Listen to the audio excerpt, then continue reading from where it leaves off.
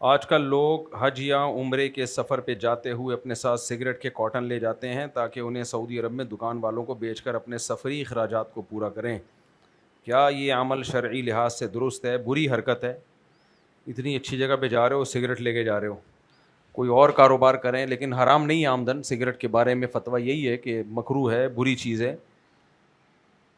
حرام کا فتویٰ ہمارے ہاں علماء کا نہیں ہے. بری چیز بھی اس قابل ہوتی ہے کہ اس کو چھوڑ دیا جائے. دوران طواف کعبہ کو دیکھا جا سکتا ہے، جائز ہے، لیکن بہتر یہی ہے کہ سیدھے کعبہ جب طواف ہوتا ہے نا تو اس میں سنت کیا ہے؟ سامنے دیکھ کے طواف کرنا. مسجد حرام میں فرض نماز میں امام پیچھے ہوتا ہے، مقتدی مطاف میں امام سے آگے ہوتے ہیں. کیا ایسا کرنے سے مقتدیوں کی نماز ہوگی؟ امام کے آگے کوئی بھی نہیں ہوتا، اسی صف میں جو امام کے قریب صف ہے. گول دائرے میں کچھ لوگ آگے آ جاتے ہیں. تو بعض اسلاف میں بعض حضرات کا یہ مذہب ہے کہ جب گول دائرے میں کھڑے ہوں تو دوسری سمت میں اگر کوئی آگے آ بھی جائے تو وہ آگے کہلائے گا نہیں. تو ضرورت کی وجہ سے حرمین میں اس فتوے پر عمل کیا جاتا ہے. ضرورت کی وجہ سے رش اتنا زیادہ ہوتا ہے کہ کنٹرول کرنا مشکل ہے. تو بعض چیزیں ضرورت اور حاجت کی بیس پہ ضعیف قول یعنی لیا گیا ہے مجبوری میں. مسجد نبوی میں ایسا نہیں ہوتا، اور مسجد نبوی میں تو چونکہ گول دائرے میں نہیں کھڑے ہوتے لوگ، تو وہاں اگر کوئی 1 انچ بھی امام سے آگے جائے گا تو اس کی قطعاً نماز نہیں ہوگی، کیونکہ مسجد نبوی میں ہم نے دیکھا ہے. اور حرم میں بھی یعنی بیت اللہ میں بھی جہاں امام ہے نا، اسی رو میں اگر کوئی اس کے آگے نکل گیا تو اس کی نماز بھی نہیں ہوگی. ہاں دوسری رو میں اگر آگے آ گیا تو بعض علماء کہتے ہیں وہ آگے نہیں کہلائے گا. جزاک اللہ. بسم اللہ.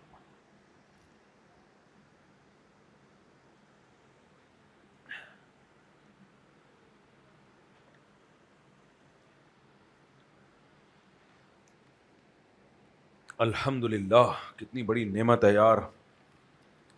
ٹھنڈا پانی سے بڑی کوئی نعمت ہو ہی نہیں سکتی. نہ ملے نا ایک دن بھی، دماغ سیٹ ہو جائے. ہم لوگ جو اتنے آج جو بیان تھا نا وہ اللہ ہماری اوقات یاد دلاتا ہے. اس پہ میں نے شروع کیا تھا کہ ہم تو کسی کو اس کی اوقات یاد نہیں دلاتے، اللہ کیوں یاد دلا رہا ہے. تو میں بیان اگلے ہفتے لے کے چلوں گا اگر میرا سفر نہ ہوا. تو اصل میں یہ اوقات یاد اس لیے دلاتا ہے کہ ہم اپنی اوقات بھول جاتے ہیں. ایک گلاس پانی نہ ملے نا تو ہماری اوقات سامنے آ جائے گی. 4 شادیوں کی باتیں اور یہ سب 2 منٹ میں کیا ہوگا؟ ختم. پانی دے دو، پانی، بس یہی رہے گا. بغداد میں مسلمانوں کے حالات بہت اچھے تھے. مسلمانوں کی خلافت کا مرکز تھا بغداد. تو جب پیٹ بھرا ہوا ہوتا ہے تو عشق معاشقے بھی ہوتے ہیں.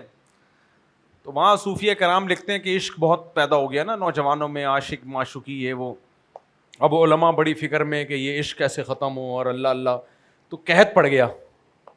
جیسے ہی قحط پڑا ہے سارے عاشق مارکیٹ سے شارٹ. سب کا عشق ختم. سب کو روٹی چاہیے بس. بھائی یہ تمہاری محبوبہ ہے نا، جائے ہٹا محبوبہ کو روٹی دے دو، روٹی. صحیح ہے نا. تو یہ ہماری اوقات ہے یار. اگر ایک گلاس پانی نہ ملے تو باتیں بڑی بڑی کرتے ہیں. اچھا بھائی، آج کل لوگ مسجد حرام میں چپلوں کے ساتھ داخل ہو جاتے ہیں اور طواف بھی چپلوں کے ساتھ کرتے ہیں. اگر گھسنے دے رہے ہیں شرطے اور چپل پاک صاف ہے تو جائز ہے، لیکن اپنی یہ گندی چپلیں لے کے نہ جاؤ. وہاں عام طور پہ دوسری چپلیں دے دی جاتی ہیں. اپنی چپلیں تو وہاں اگر ایک دفعہ بھی اتار دی تو بس وہ گئی. تو وہ صاف ستھری چپلیں دیتے ہیں وہاں پہ. ناپاک چپل یا گندی چپل لے کے لے جانا بالکل جائز نہیں ہے. کیا کسی بزرگ یا بیمار کی طرف سے ان کا وکیل یا نائب بن کر رمی کی جا سکتی ہے؟ شدید مجبوری کے بغیر جائز نہیں ہے. رمی خود کرنی پڑے گی. انتہائی مجبوری ہو جائے، بالکل ہی جانا ممکن نہ رہے، تو پھر کوئی وکیل کر سکتا ہے. حج میں طواف زیارت 10 کی رمی کے بجائے 11 کی رمی کے بعد کیا جا سکتا ہے؟ کیا جا سکتا ہے. ابھی حج کے مسائل کیوں پوچھ رہے ہو؟ بہت ٹائم ہے بھائی حج میں. اچھا میرے بوئی یار، کوئی بندہ یہاں آ جائے نا تاکہ جو پرچیاں ہوتی جائیں وہ تو پکڑ لینا. آپ آ جائیں. آپ کیا نام ہے آپ کا؟ اسامہ بھائی. آپ بیٹھے جائیں ادھر، بیٹھے جائیں. مفتی صاحب، I hope you are doing well in your life. I wanted to ask how to pay namaz. Where to hands is namaz. یہ کیا لکھا ہوا ہے بیچ میں ایک لفظ؟ یہ بیچ میں ایک لفظ سمجھ میں نہیں آ رہا. پٹ, PUT پٹ. اچھا اچھا, ہاتھ کہاں رکھیں؟ تو کیڑے مکوڑے بنے ہوئے. مفتی صاحب, I hope you are doing well in your life. I wanted to ask how to pay namaz, where to put hands in namaz. پٹ ہمیں اس لیے یاد ہے کہ پٹ پٹ پٹ پٹ کی فرسٹ فارم بھی پٹ ہے, سیکنڈ فارم بھی پٹ ہے, اور تھرڈ فارم بھی پٹ ہے. تو ہم جب رٹا لگا کے یاد کرتے تھے نا, ارائیوڈ, ریڈ ریڈ ریڈ, تو پھر اس میں ہم یاد کرتے تھے پٹ پٹ پٹ, تو ہمیں بڑا مزہ آتا تھا. اس کی فرسٹ فارم بھی پٹ, سیکنڈ فارم بھی پٹ, اور تھرڈ فارم بھی پٹ. مزہ آیا کہ نہیں آیا؟ تو نماز میں ہاتھ کہاں باندھ کے نماز پڑھنی چاہیے, خوب اچھی طرح سمجھو. نماز میں ہاتھ کہاں باندھے جائیں, یہ اتنا حدیث سے ثابت ہے کہ ہاتھ باندھنے چاہیے. یہ بھی حدیث سے ثابت ہے کہ دایاں ہاتھ بائیں ہاتھ پہ ہوگا. باقی کہاں رکھے جائیں گے, یہاں رکھے جائیں گے, یہاں رکھے جائیں گے, یہاں رکھے جائیں گے, کسی مرفوع حدیث میں اس کا صراحتاً ذکر نہیں ہے. کسی مرفوع صحیح حدیث, مرفوع کہتے ہیں نبی کا قول یا نبی کا عمل, کوئی صحیح حدیث اس بارے میں نہیں ہے. نہ ناف پر ہاتھ رکھنے کی صحیح حدیث ہے, نہ سینے پہ. یہ جو ابن خزیمہ کی ہمارے اہل حدیث بھائی کہتے ہیں نا صحیح حدیث ہے سینے پہ, یہ صحیح حدیث نہیں ہے یہ. تو اس میں کسی کے پاس بھی صحیح حدیث نبی سے موجود نہیں ہے. اس لیے فقہائے کرام نے اپنے اپنے زمانے میں آثار دیکھ کے, عمل دیکھ کے فتویٰ دیا ہے. امام ابو حنیفہ نے کوفہ کے عمل کو فالو کیا ہے, کیونکہ کوفہ خلافت کا مرکز تھا. حضرت علی عبداللہ بن مسعود کے شاگرد کہاں موو کر گئے تھے؟ کوفہ میں. تو وہاں انہوں نے حضرت علی اور عبداللہ بن مسعود کے شاگردوں کو جیسے ہاتھ رکھتے ہوئے دیکھا, ویسے ہی انہوں نے فتویٰ دے دیا, اور وہی تواتر اب تک چلا ہوا آ رہا ہے. بھائی ناف پر رکھے جائیں, اور دایاں ہاتھ بائیں ہاتھ. امام شافعی رحمہ اللہ تعالیٰ نے اپنے لوگوں کے عمل کو دیکھا تو انہوں نے دایاں ہاتھ بائیں ہاتھ پہ, لیکن سینے پہ ہاتھ رکھنے کا فتویٰ کسی امام, کسی فقیہ نے نہیں دیا چاروں اماموں میں سے. ہمارے جو اہل حدیث بھائی رکھتے ہیں نا سینے پہ ہاتھ, میں کوئی طنز نہیں کر رہا, وہ حدیث کی اتباع میں ہی کرتے ہیں, لیکن دلیل کے لحاظ سے یہ قول انتہائی کمزور ہے, کیونکہ نبی سے تو اس بارے میں صریح حدیث ثابت نہیں ہے. تو ظاہر ہے پھر مجتہدین کے فتوے کو فالو کیا جائے گا نا, جنہوں نے اس زمانے کے لوگوں کو دیکھ کے ایک رائے قائم کی ہے. تو چاروں اماموں میں سے کسی کا بھی مذہب نہیں ہے کہ ہاتھ سینے پہ رکھے جائیں, یہاں رکھے جائیں. آپ سعودی عرب میں بھی دیکھ لیں, امام حرم بھی یہاں ہاتھ نہیں رکھتے, ائمہ حرمین بھی, وہ بھی ناف سے تھوڑا سا اوپر رکھتے ہیں یا بالکل ناف کے اوپر رکھتے ہیں. تو اس لیے ہمارے اہل حدیث بھائی کے کچھ مسائل ایسے ہیں جو بتاتے تو بڑے کانفیڈنس کے ساتھ ہیں وہ, لیکن اندر اس کے ہوتا کچھ بھی نہیں ہے. مقصد طنز کرنا نہیں ہے, ان کی نیت بہرحال اللہ رسول کی رضا ہی ہے, لیکن میں بار بار کہتا ہوں بھائی نیت ہماری بھی اللہ رسول کی رضا کی ہے, لیکن جو فقہاء نے دین کو سمجھا ہے قرآن و سنت کی روشنی میں وہ زیادہ اچھا سمجھا ہے. تو اہل حدیث کو ان کی نیت پہ انشاءاللہ ثواب مل جائے گا, ٹھیک ہے نا, اس میں ہمیں اللہ سے امید ہے. لیکن جو سچی مچی کا جو اوریجنل دین ہے وہ ائمہ اربعہ, تبھی اللہ نے ان فقہاء کو جو مقام دیا ہے فقہ میں وہ کسی اور کو نہیں دیا. اس کی بیس یہی ہے کہ ان کا فقہ مضبوط بنیادوں پہ کھڑا ہوا ہے. اب کل کسی نے مجھے حدیث بھیجی کہ ابو داؤد کی حدیث ہے, نبی صلی اللہ علیہ وسلم تشہد میں انگلی کو حرکت دے رہے تھے. تو میں نے کہا, وہ کہتے ہیں پھر وہ انگلی ہلاتے رہو, یوں کرتے رہو بیٹھ کے. تو کرتے ہیں وہ بھی طنز میں ایسے نہیں کرتا, وہ نبی کی اتباع میں ہی کرتے ہیں اہل حدیث لوگ. لیکن یہ کسی بھی حدیث میں صراحت نہیں ہے کہ مستقل انگلی کو حرکت دی جائے. کانا یحرک کا مطلب لا یزال متحرکن نہیں ہے کہ کنٹینیوسلی حرکت دے رہے تھے. بھائی نبی نے انگلی اٹھائی اور انگلی جھکا دی تو کانا یحرک کے الفاظ صادق آ گئے کہ حرکت دے رہے تھے, یہ تھوڑی کہ مستقل دیے چلے جا رہے تھے. ایسا لفظ ہمیں حدیث میں نہیں ملتا. تو اس لیے چاروں ائمہ میں سے کوئی بھی اس کا قائل نہیں ہے کہ مسلسل انگلی کو حرکت دی جائے. اور یہ ویسے بھی خشوع صلاۃ کے منافی ہے, نماز کے خشوع کے سے خشوع خضوع نہیں رہتا نماز میں, مستقل اس کی طرف توجہ جاتی ہے. تو پھر میں بار بار کہہ رہا ہوں اہل حدیث کی نیت نبی کی اتباع ہی ہے, لیکن جو حدیث کی جس طرح سے وہ تشریح کر رہے ہیں یہ تشریح کسی نے بھی نہیں کی, یعنی ائمہ اربعہ میں سے کسی کی بھی نہیں ہے. اب فوراً ہمارے اہل حدیث لوگ کہتے ہیں قرآن میں کہاں لکھا ہے چاروں اماموں کو فالو کرنا ہے. بھائی قرآن میں تو یہ بھی نہیں لکھا کہ امام بخاری کو فالو کرنا ہے. کچھ لوگ کسی چیز میں ایکسپرٹ ہوتے ہیں تو اللہ ان ایکسپرٹ لوگوں کو امت میں پھیلا دیتا ہے تاکہ امت کی گواہی سے لوگ ان کو اس فیلڈ میں ایکسپرٹ سمجھیں اور اس میں ان کی اتباع کریں. جیسے پوری امت کا اجماع ہو گیا کہ امام بخاری حدیث میں ماہر تھے, ایسے ہی پوری امت کا اجماع ہوگا کہ چاروں امام فقہ میں ماہر ہیں. تو فقی مسائل میں ان مجتہدین کو فالو کیا جائے گا. سمجھ میں آ رہی ہے بات؟ تو ان میں سے کسی کا بھی مذہب نہیں. غالباً مالکیہ کی ایک رائے یہ ہے کہ نفی میں ہلائی جائے انگلی. مالکیہ کا امام مالک کی ایک قول ہمیں ملتا ہے کہ اس طرح نفی میں ہلائی جائے. اس طرح مسلسل ہلانا تو کہیں بھی نہیں ہے. ہماری بات کیوں نہیں ہو رہی ہے؟ اچھا, لوگ پھر سعودیہ کا حوالہ دیتے ہیں. وہاں ہم نے سعودی علماء کو دیکھا ہے, سعودی علماء میں اتار چڑھاؤ آتا رہتا ہے.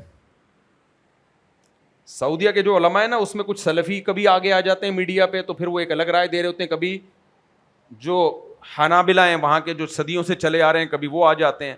تو سعودیہ میں کوئی ایک رائے نہیں ہے, سعودی عرب میں بہت ساری آ رہے ہیں علماء کی.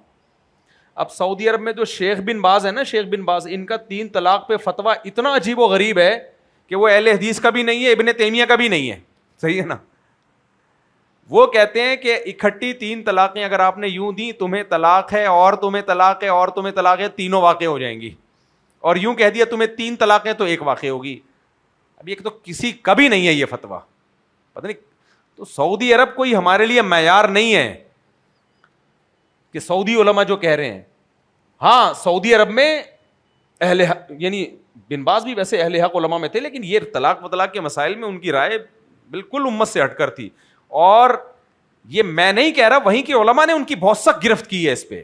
بلکہ شیخ بن باز کے بارے میں تو یہ کہ جب انہوں نے 3 طلاق کے 1 ہونے کا فتویٰ دیا نا, ان کے استاذوں نے بھی مخالفت کی. وہ فتوے بھی میں نے پڑھے ہیں. ان کے عرب علماء نے مخالفت کی کہ ان سے اس مسئلے میں فتویٰ لینا ہی جائز نہیں ہے, بن باز سے. اور بادشاہ نے بھی ان کو روکا تھا, جو ملک عبد العزیز تھے, انہوں نے پابندی لگائی کہ آپ پہ کوئی یہ فتویٰ دینے کی اجازت نہیں ہے. لیکن بہرحال ایک مقام تھا ان کا, وہ نہیں مانے اور وہ چل پڑا پھر وہ فتویٰ. تو اب جو سعودی عرب کے نئے علماء آئے ہیں, عمومی طور پر وہ 3 طلاق کو 3 ہی مانتے ہیں. ابھی کل بھی ایک فتویٰ شائع ہوا ہے سعودی عرب سے. لیکن ہمیں اس سے کیا کہ سعودی علماء کہتے کیا ہیں, ہم نے دیکھنا ہے قرآن و سنت کو, اور اس کی تشریح میں اگر اختلاف ہوگا تو بھائی یہ ائمہ مجتہدین کی رائے کو پھر فالو کرنا ہے. اگر تشریح میں اختلاف ہوگا, اس میں ہماری نظر میں پاکستانی عالم ہو یا سعودی عالم ہو, اس سے ہماری صحت پہ کوئی فرق نہیں پڑتا. تو میرے بھائی مفتی صاحب یوٹیوب پر ایڈ کی آمدن میں نامحرم بیہودہ لباس میں آتی ہیں, وہ آمدن کیسے جائز ہے؟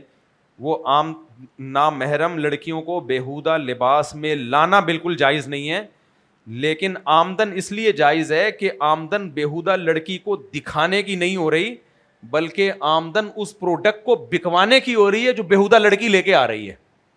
اس کی مثال ایسے ہے, آپ شیمپو بیچنے کے لیے کھڑے ہوئے ہیں داڑھی مونچھوں کے ساتھ, دکان پہ بیٹھے ہوئے ہیں, ہم سے خرید لو, چھولے لے لو, چھولے بیچ رہے ہیں, چھولے لے لو ہم سے, پکوڑے لے لو. آئی بات سمجھ میں؟ کوئی آئے گا دکان میں پکوڑے کھانے؟ مشکل ہے کوئی آ جائے.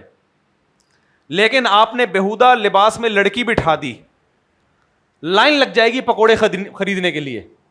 سمجھ میں آ رہی ہے بات کہ نہیں آ رہی ہے؟ اب یہ عمل بالکل ناجائز ہے, بے برکتی کا سبب ہے, لیکن جو پیسے آپ کو ملیں گے وہ پکوڑے ہی کے مل رہے ہیں. تم لوگ کھو گئے مجھے لگ رہا ہے بیہودہ لڑکی میں. تم لوگ نا بیہودہ لڑکی میں کھو گئے ہو, تمہیں پکوڑوں سے کوئی غرض نہیں ہے, تو باہر نکلو. جو پیسے ملیں گے آپ کو وہ کس کے مل رہے ہیں؟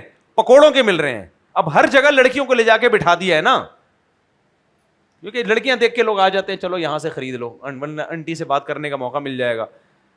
تو یہ عمل یقیناً ناجائز ہے, لیکن آمدن حرام نہیں ہے. آمدن اس موبائل کی مل رہی ہے, پکوڑوں کی مل رہی ہے, اور میں نے کیا بیچا تھا, بکوایا تھا تھوڑی دیر پہلے, شیمپو کی مل رہی ہے. شیمپو کی بوتلوں پہ لڑکیوں کی تصویر, ہر جگہ ایڈورٹائزمنٹ کے لیے عورت کو استعمال کیا جا رہا ہے. تو یہ استعمال غلط ہے, لیکن آمدن اس عورت کو دکھانے کی نہیں ہے. آمدن کس چیز کی مل رہی ہے؟ وہ پروڈکٹ کی مل رہی ہے. تو کبھی بھی ہم اس پروڈکٹ کی آمدن کو حرام نہیں کہہ سکتے. لوگ گن پوائنٹ پہ ہم سے حرام کہلوانے. مفتی کا کام ہی ہوتا ہے کہ وہ جتنی جو چیز ناجائز ہے اس کو اتنا رکھے, اس سے آگے بڑھنے کی کوشش نہ کرے. میں فیملی پلاننگ کے کتنے خلاف ہوں, لیکن ایک دفعہ ہم سے کسی نے سوال پوچھا, فیملی پلاننگ کے ادارے میں جاب کرتا ہوں, کیا یہ جاب جائز ہے؟ یعنی جاب جائز کا مطلب یہ کہ جو تنخواہ مل رہی ہے جائز ہے. ہم نے فتویٰ لکھا جائز ہے, تنخواہ جو مل رہی ہے. لوگوں نے کہا صبح و شام آپ فیملی پلاننگ کے خلاف بولتے ہو اور اس محکمے میں جو جاب کر رہا ہے اس کی تنخواہ کو جائز. میں نے کہا بھائی جو جاب کر کے جو کام اس کے ذمے لگا ہے وہ کام بذات خود جائز ہے, اگرچہ اس ادارے کا مقصد غلط ہے, لیکن جس بندے کے ذمے جو کام لگا ہے, کیونکہ بعض دفعہ ضرورت پڑ جاتی ہے بچہ روکنے کی, بعض دفعہ واقعی ضرورت پڑ جاتی ہے, تو اس کے ذمے جو کام ہے اس کے ناجائز ہونے کی کوئی دلیل نہیں ہے. تو اس لیے مفتی کا کام ہی یہ ہوتا ہے کہ وہ کبھی کسی چیز میں مبالغہ آرائی نہ کرے, جو چیز جتنی ناجائز ہے اس کو اتنا رکھے. تو اس لیے یوٹیوب کی آمدن کو ہم جائز کہتے ہیں کہ لڑکیاں دکھانے کے پیسے نہیں لیے جا رہے, بلکہ جس کمپنی کا اشتہار چل رہا ہے کمپنی اس ایڈورٹائز سے اپنی پروڈکٹ کو مشہور کرنا چاہ رہی ہے. تو جو پروڈکٹ اگر جائز ہے تو ارننگ بھی جائز ہے, پروڈکٹ اگر ناجائز ہے تو ارننگ جائز نہیں ہے. مثال کے طور پر بےہودہ لڑکی ہے, وہ کھجور بیچ رہی ہے, پھر بےہودہ میں کھو گئے. کھجور کے پیسے جائز ہیں, لیکن داڑھی مونچھ داڑھی والے آدمی اور گیٹ اپ بالکل تہجد والا, ایسا ماشاءاللہ چہرے پہ رونق کے ابھی شاید عمرہ کر کے آئے ہیں ابھی اتنے نیک نیٹ کلین, وہ اشتہار میں لا رہے ہیں آپ کہ جی وہ بےہودہ لڑکی کی وجہ سے اشتہار ناجائز ہو رہا تھا, اب ہودہ لڑکیاں لائی جائیں, یہ جو بے نہ ہوں یعنی ہودہ ہوں, اسکاف میں, اور مولوی صاحب آ رہے ہیں لیکن بیچ کیا رہے ہو شراب. اب اس ایڈورٹائز کی آمدن کیا ہوگی جائز, سوری حرام, ناجائز. اب کوئی یہ نہیں کہہ سکتا کہ کیسے جائز کیسے حرام ہو گئی, مولوی صاحب ہیں بھائی, کوئی بےہودہ اشتہار نہیں ہے, کوئی لڑکی نہیں ہے, کوئی میوزک نہیں ہے, اتنے خوبصورت مولانا صاحب نماز پڑھتے ہوئے دکھائے ہیں اور اس کے بعد انہوں نے پروڈکٹ کو مشہور کیا ہے, تو کیا کہا جائے گا بھائی یہ جو پیسے تمہیں یوٹیوب دے رہا ہے یا کمپنیاں دے رہی ہیں یہ مولوی صاحب دکھانے کے نہیں دے رہی ہیں, یہ مولوی صاحب بیچ کیا رہے ہیں یا وہ دکھا کے بیچ کیا رہے ہو تم, اس کے پیسے مل رہے ہیں.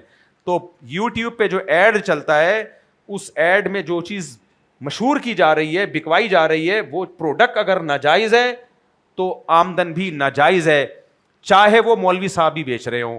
اور اگر کوئی پروڈکٹ اگر بکوائی جا رہی ہے اس ایڈ کے ذریعے, وہ پروڈکٹ اگر جائز چیز کی ہے تو بے شک بےہودہ لڑکی سے بکوائی جا رہی ہو, پروڈکٹ کی آمدن جائز ہے, اس ایڈ کی آمدن جائز ہے.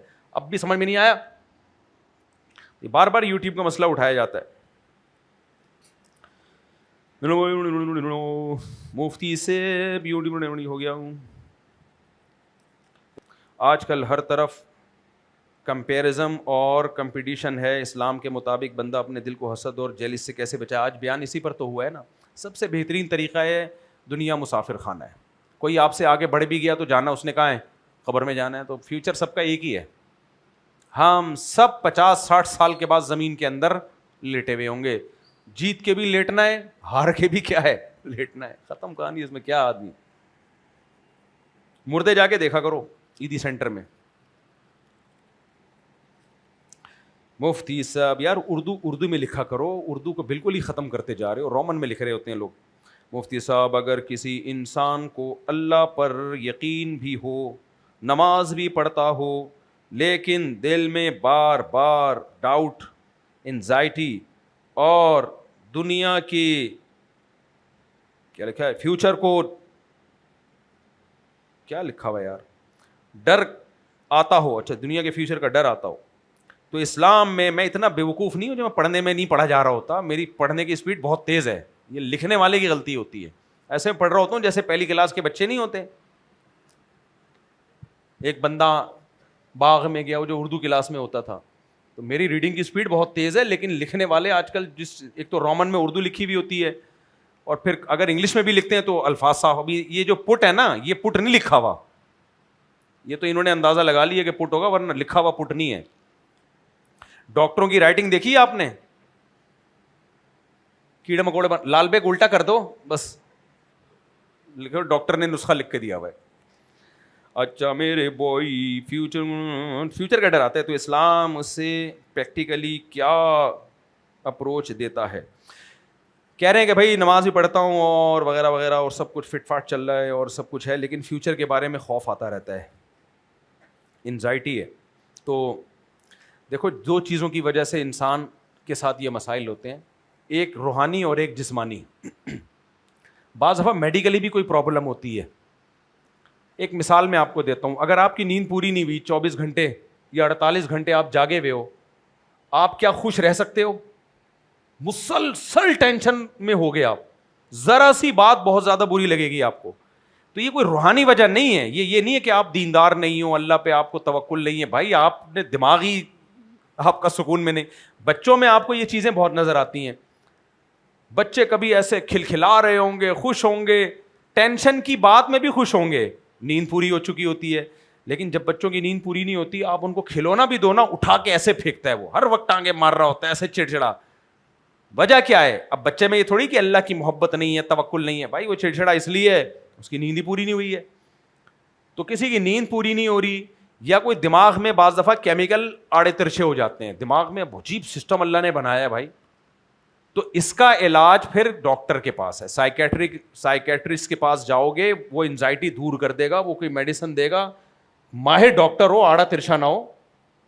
پتہ چلا کوئی اور کیمیکل بڑھانا تھا, بڑھا 4 شادیوں والا کیمیکل بڑھا دیا اس نے, الٹا ہی کام ہو گیا پھر. تو ماہر ڈاکٹر کے پاس جاؤ, تو اس سے بہت جلدی فائدہ ہو جاتا ہے.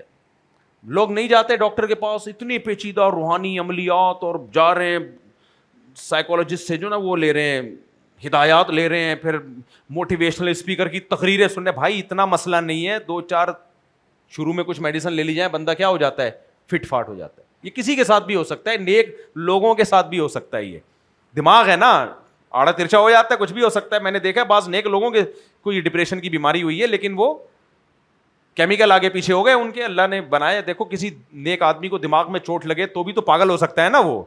تو دماغ بڑی اللہ نے عجیب مخلوق بنائی ہے. تو آج کا واقعہ, خاتون آئیں اپنے میاں کے ساتھ, ان کو 20 سال سے طلاق کے وسوسے آ رہے ہیں. ہر وقت یہ ڈر ہے کہ شوہر نے یہ بولا تو کہیں طلاق تو نہیں ہو گئی, شوہر نے یہ بولا تو کہیں طلاق تو نہیں ہوگی, شوہر نے یہ بولا تو طلاق تو نہیں ہوگی. میرا بھی دماغ کھایا ہوا. تو میں نے ان کو بولا, ان کے میاں کو, بھائی اس کو ڈاکٹر کے پاس لے کے جاؤ, یہ مفتیوں کا کیس نہیں ہے. ہر وقت فتوے لے رہی ہوتی ہیں, میرے میاں نے یہ بولا تھا کہ تم جو ہے آزاد ہو. اب میاں کہہ رہا ہے میں کہہ رہا تھا گھر جانے کے لیے آزاد ہو, وہ کہہ رہی ہے نہیں فتویٰ لے کے آؤ. اب مفتی بیٹھے ہوئے اسٹیمپ لگا لگا کے, اتنا فالتو ٹائم ہے, ان کو فتوے دے رہے ہیں. نہیں جی مفتی طارق مسعود سے فتویٰ چاہیے, مفتی طارق مسعود نے فتویٰ لکھ دیا. پھر میاں نے بول دیا کہ تم تو بالکل ہی فارغ ہو, اب فتویٰ چاہیے, فارغ ہو, کئی کتاب میں پڑھ لیا ہوگا فارغ. وہ دماغ میں بیٹھ کے نکل ہی نہیں رہا. وہ میاں بھی عجیب پاگل ہو گیا یار. پھر وہ میاں جب بیزار آ گیا نا, تو میاں کہنے لگا کہ میں تمہیں چھوڑ دوں گا. اولے بھائی ایک اور نئی مسئلہ آ گیا, چھوڑ دوں گا. اب یہ مردوں کے ساتھ بھی ہوتا ہے, ہر وقت یہ وہم, تو طلاق تو نہیں دے دی میں نے, طلاق تو نہیں نکل گئی. کسی کو وضو کا ہے تو وضو ہی نہیں کم وقت کا کمپلیٹ ہو کے دے رہا. میں نے ایک واقعہ سنایا تھا نا, وہمی آدمی, واش روم میں استنجا کیا اس نے, ظاہر ہے ہاتھ سے ہی کرتے ہیں. اب ہاتھ ناپاک ہو گئے تو جا کے نلکے سے ہاتھ دھو رہا ہے یوں, اب وہم ہو گیا یہ والا بھی ناپاک ہو گیا, کیونکہ اس سے دھویا ہے نا. اس پہ ایک لطیفہ ہے بڑا خاندانی, کہ مسجد میں سنانے کا ہے نہیں, وہ ایسا ہے کہ سارے غم بھول جاؤ گے. اب یہ کیا ہو گیا, یہ ہاتھ کیا ہو گئے ناپاک, اب اس کو رگڑ رہے ہیں. خیر کافی دیر کے بعد کچھ وسوسہ آیا کہ شاید پاک ہو گیا ہوں. اب اس کو یہ ہو رہا ہے کہ نلکا جو میں نے کھولا تھا وہ تو اسی پرانے ہاتھ سے کھولا تھا نا.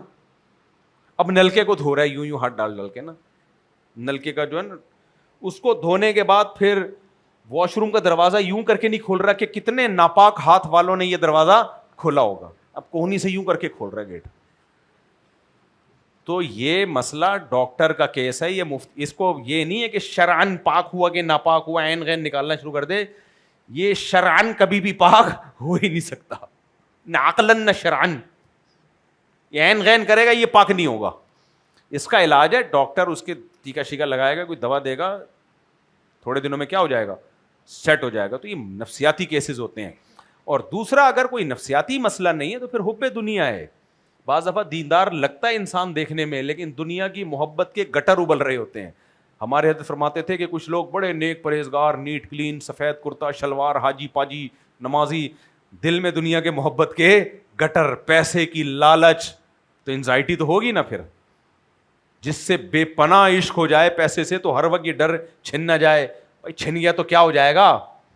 کیا ٹماٹر والے جہنم میں جائیں گے کیا؟ ان کی زندگی نہیں ہے. یہ بھی کھاتے ہیں پیتے ہیں انجوائے کرتے ہیں, تھوڑے دنوں میں تجھے ٹماٹر بیچنے کی عادت پڑ جائے گی, ختم.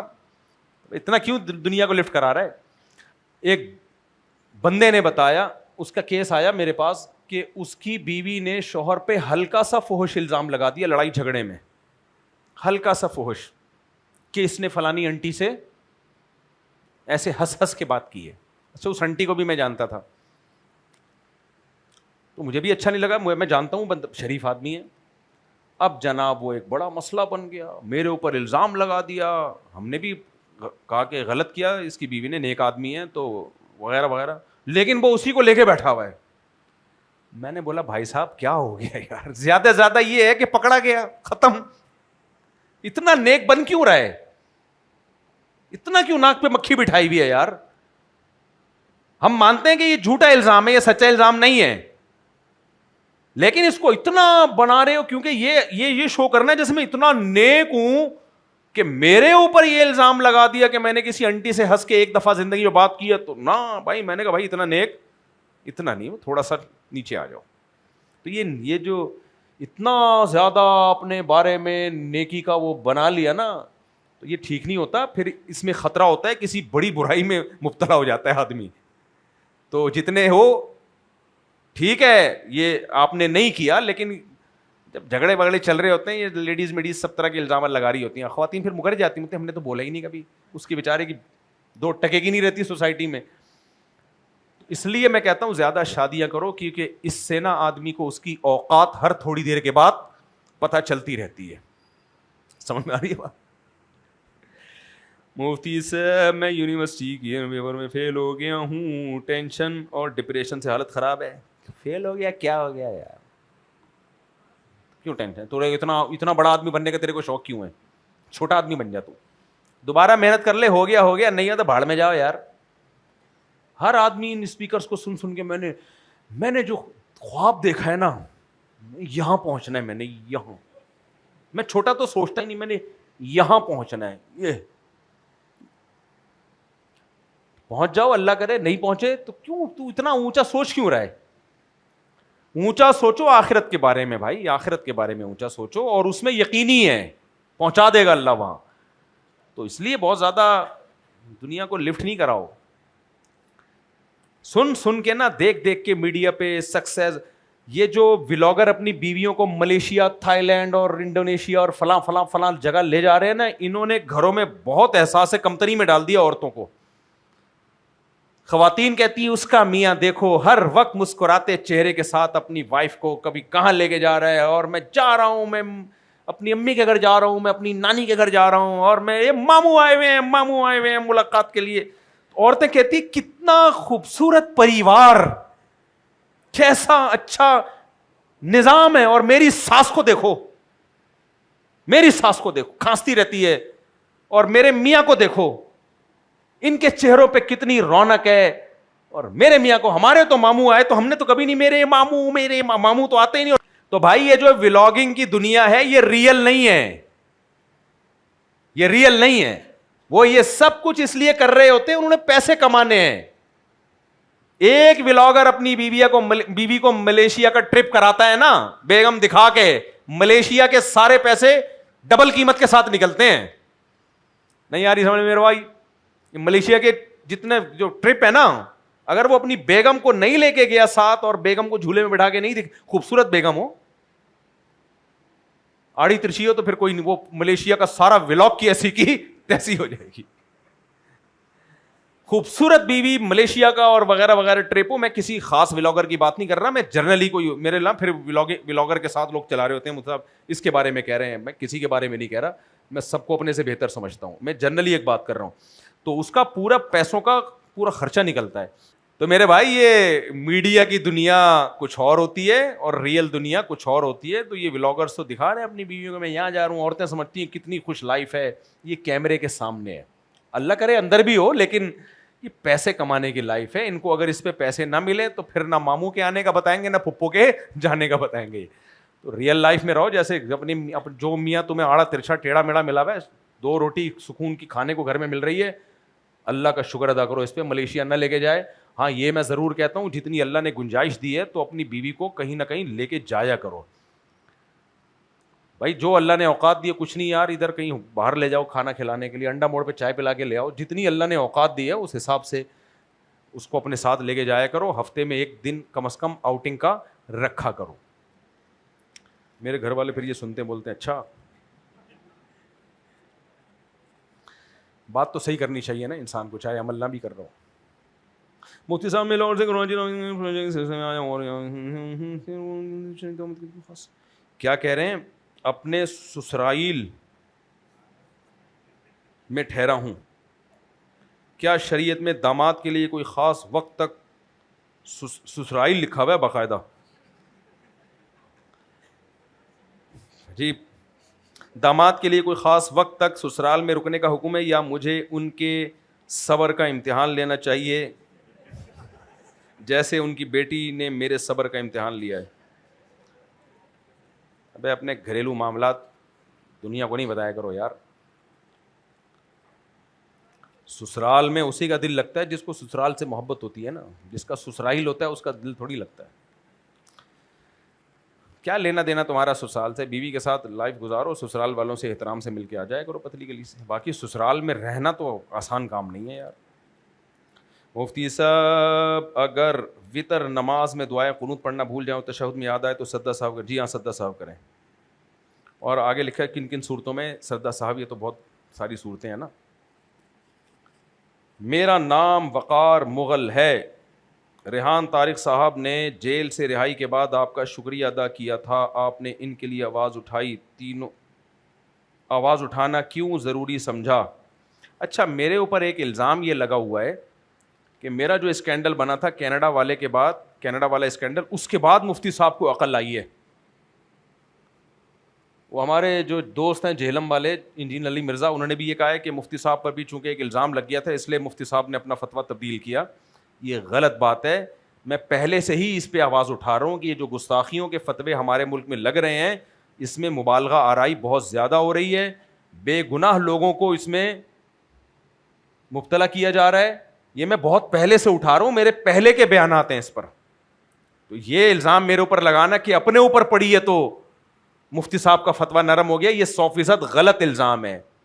ہاں ایک آڈیو بیان میرا بہت پرانا چلا تھا, وہ شدت پسندی والا بیان تھا, اس سے فوراً میں نے رجوع کا اعلان کر دیا تھا. پھر وہ بہت پرانا چلا تھا, وہ بہت پہلے ہی رجوع کا اعلان کر دیا تھا میں نے.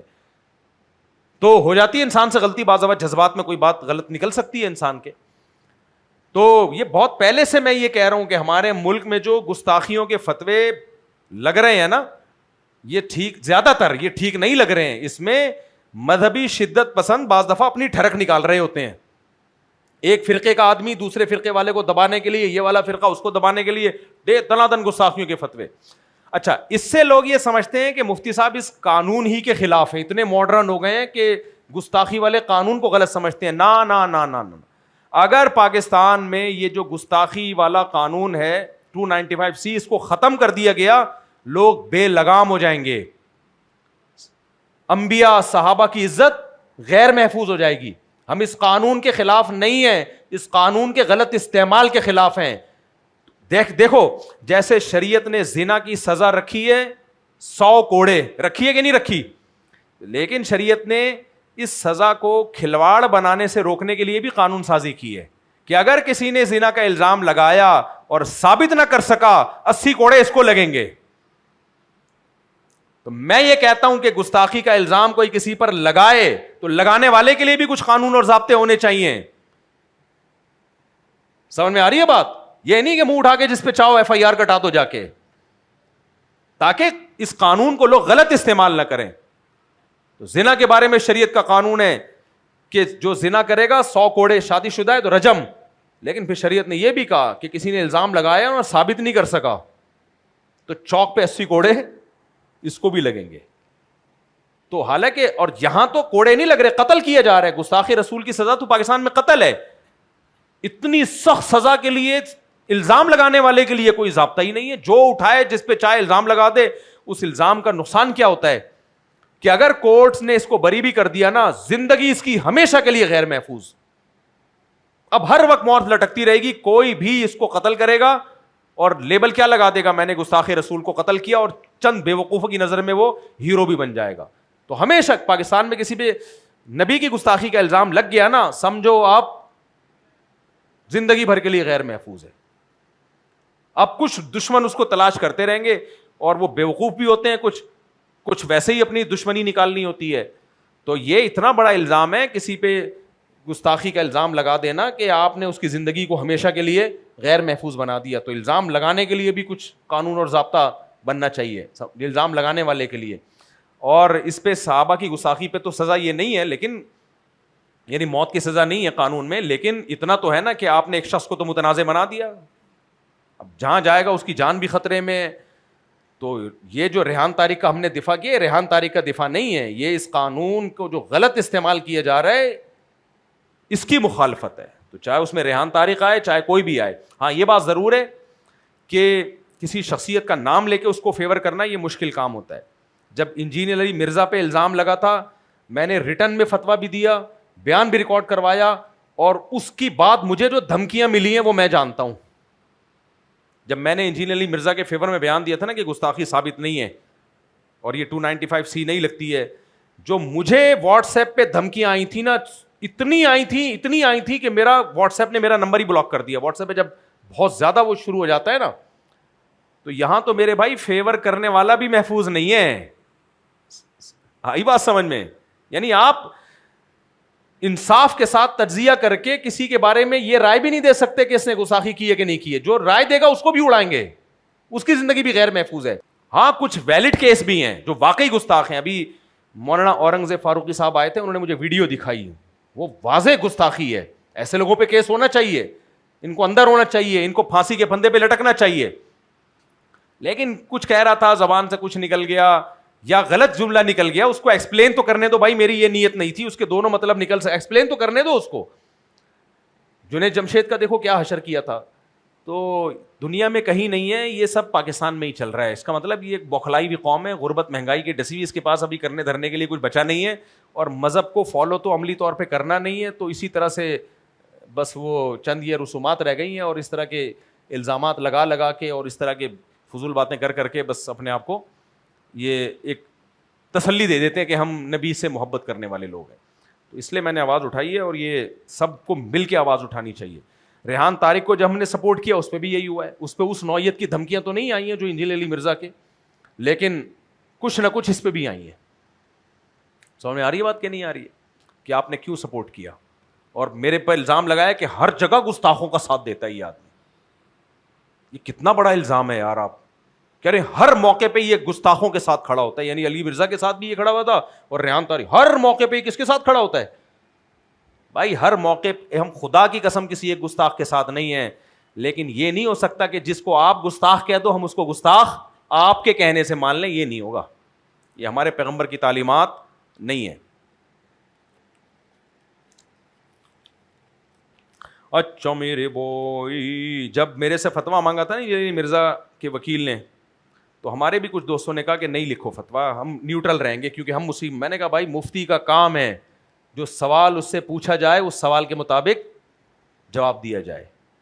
تو میں نے کہا ہم لکھے گا جواب, چاہے علی مرزا ہو یا کوئی بھی ہو. تو یہ نہیں ہو سکتا. انہوں نے کہا ہو سکتا ہے اس نے جو ہے یہ نہ کہا ہو وہ کہا ہو اور پوری بات نہ بتا رہا ہو. میں نے کہا ہمارے پاس جو سوال آئے گا نا جواب میں اس کے مطابق لکھوں گا, اور جواب میں ہم لکھتے ہیں کہ جو پوچھا گیا سوال ہے اس کے مطابق یہ جواب ہے. اوریجنل میں کیا ہے ہم اس کے پابند نہیں ہے. مفتی پابند ہوتا ہے اس سوال کا جو اس کے پاس لکھا ہوا آ رہا ہوتا ہے, اسی کے پابند ہے, اسی کے سامنے اللہ کو جواب دیں گے کہ اللہ ہم سے یہ پوچھا تھا اس کے مطابق یہ جواب ہے. حقیقت میں کچھ اور تھا تو وہ پھر تھا تو وہ پھر وہ پوچھے نا, ہم تو اس کے مطابق جواب دیں گے. اچھا میرے وہی مفتی سے باپ نے مجھے جمعے کو خطاب دی تھی, مجھے بہت خوشی ہوئی تھی. 4 شادیوں والی کتاب دی تھی نا, 18 سال کا لڑکا سوری آپ تھے, اچھا تھی, اور آپ نے مجھے کہا تھا کہ میں پہلی شادی کسی طلاق یافتہ یا بیوہ سے کروں, تو میں آپ سے اجازت لینا چاہتا تھا کہ اگر مجھے طلاق یافتہ یا بیوہ سے پہلے کسی کنواری کا رشتہ ملتا ہے تب تو میں اس سے شادی کر لوں. اس کو بتا دو کہ میں نے مفتی صاحب کی کتاب پوری پڑھ لی ہے, پھر آپ کنواری سے کر لو. اس کو بتا دو. مہر میں اس کو 6 کتابیں پکڑا دو. تو دھوکے میں نہ رکھو, چونکہ آپ کا پہلے سے دوسری شادی کا پروگرام ہے, پہلے سے ہے, پکا ہے, تو پھر اس کو بتا دو بھائی میرا ارادہ ہے, تاکہ دھوکہ نہ ہو. سمجھ میں آ رہی ہے بات؟ اگر پہلے سے ڈاؤٹ ہے یا پکا پروگرام ہی نہیں ہے یا ایویں ہی ہے, تو وہ تو ہر مسلمان کا ہو سکتا ہے, تو پھر بتانے کی ضرورت نہیں ہے, بلا وجہ رشتے نہ توڑواؤ اپنے. لیکن کسی کا پکا ڈھکا پہلے سے ارادہ ہے, تو پھر لڑکی کو دھوکے میں نہ رکھے, وہ بتا دے بھائی مجھے شوق ہے, میں یہ کام کروں گا, 4 پوری کروں گا, تو پھر رشتہ کرنا ہوگا کر دیں گے, نہیں کرنا ہوگا نہیں کر دیں گے. اور دیکھو سچ بول کے بھی رشتہ مل جاتا ہے, یہ مت سمجھو کہ ساری زندگی کمانے رہو گے, نہیں نہیں نہیں, ایسا کچھ بھی نہیں ہے. سچ میں وقتی نقصان ہوتا ہے لیکن زندگی پائیدار گزرتی ہے. جس رشتے کی بنیاد جھوٹ پر ہو نا, تو وہ آگے ساری زندگی پھر جھوٹ ہی چلتا ہے اس میں. تو کلیئر بات کر لیا کرو, کوئی گھبرانے کی بات نہیں. تو پھر بھی اچھا رہو. طلاق یافتہ میں بڑی اچھی اچھی لڑکیاں ہوتی ہیں, بیوہ میں بڑی اچھی اچھی لڑکیاں ہوتی ہیں. یہ طلاق یافتہ بیوہ کنواری کا فرق جو ہے نا, یہ بھی نکال دو اپنے دماغ سے. بس آپ نے جو اچھا مل گیا, اللہ اللہ خیر سے. عمر کا فرق بھی نکال دو. بعض دفعہ لڑکی آپ کی عمر کی ہوتی ہے یا عمر میں بڑی ہوتی ہے, اچھی لگ رہی ہوتی ہے, کر لو ایسی کی تیسی یار. تو کیوں اپنے دماغ میں بلا وجہ کی ٹینشن ہے کہ ایکچولی میں 5 فٹ 10 انچ کا ہوں تو لڑکی 5 فٹ 9 انچ کی ہونی چاہیے, تھوڑا سا دیکھنے میں نا اچھا سا لگے. یہ ولاگرز نے یہ دماغ بنایا ہوا ہے. تم نے ولاگنگ تھوڑی کرنی ہے بیوی کے ساتھ.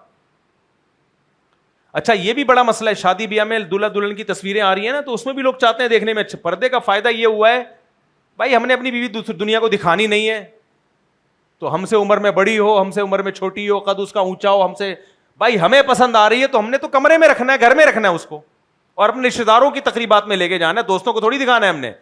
تو اس سے بھی انسان کو یہ فائدہ ہوتا ہے کہ جیسی سمجھ میں آ رہی ہے وہ کر لیتا ہے. لیکن جس نے اپنی بیوی کو دوستوں میں بھی دکھانا ہے, تصویریں فیس بک پہ بھی ڈالنی ہے دلہن کے ساتھ, اور پھر لوگوں سے واہ واہ بھی لینی ہے, تو پھر وہ میچنگ کی کیا کرے گا, وہ پھر وہ دیکھے گا قد 1 انچ سے زیادہ چھوٹا ہو گیا تو ٹھیک نہیں لگے گی, برابر ہو گیا تو برابر بھی نہیں, بیوی تھوڑی سی قد میں چھوٹی اچھی لگتی ہے, لمبی ہو گئی تو پھر بہت ہی برا لگے گا, یار یہ میاں چھوٹا ہے, اٹھا کے پھینک دے گی, چمچے میں رکھ کے کھا لے گی, یہ کس ٹائپ کا میاں ہے یہ. اور پھر وہ تھوڑی سی لڑکے کا جو کلر ہے, لڑکی کا کلر تھوڑا سا کیا ہو, فیئر ہو اس سے, ہر چیز میں نا. تو یہ پھر یہ یوٹیوب پہ ڈالنے کے لیے تو پھر آپ کو ایسی ہی بیوی چاہیے, فیس بک پہ ڈالنے کے لیے. لیکن اگر خوشیوں بھری زندگی کے لیے بیوی چاہیے تو پھر وہ اچھی ہے جو آپ کو اچھی لگ رہی ہے. طلاق یافتہ ہو, بیوہ ہو, بچوں والی ہو, جو اچھی لگ رہی ہے کر کے بتا دو, ہو گئی ہے. میں نے خود شادیاں کرائی ہیں کئی دفعہ, میں بیان میں بتا چکا ہوں. اللہ عمل کی توفیق عطا فرمائے.